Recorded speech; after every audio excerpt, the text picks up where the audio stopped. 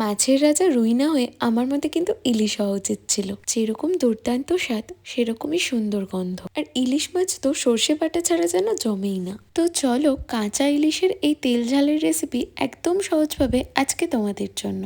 প্রথমে মাছগুলোকে ধুয়ে পরিষ্কার করে নিয়ে নুন, তেল আর হলুদ মাখিয়ে বেশ কিছুক্ষণ রেখে দেব। এবারে একটা মিক্সির বাটির মধ্যে 1 চামচ কালো সর্ষে, 2 চামচ সাদা সর্ষে আর অল্প একটু পোস্ত, সামান্য নুন আর 2টো কাঁচা লঙ্কা দিয়ে মিহি করে বেটে নেব।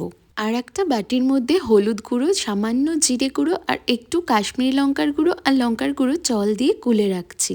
এবারে কড়াই সর্ষের তেল গরম করে কাঁচা লঙ্কা আর কালো জিরে ফোড়নে দিয়ে দেবো মশলা গোলা জলটা।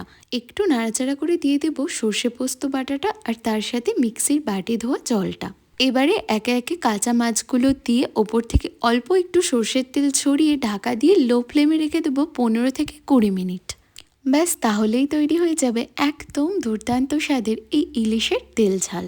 গরম ধোয়া ওঠা ভাতের সাথে এই সর্ষে ইলিশ একেবারে দুর্দান্ত। কেমন লাগলো রেসিপি অবশ্যই জানিও।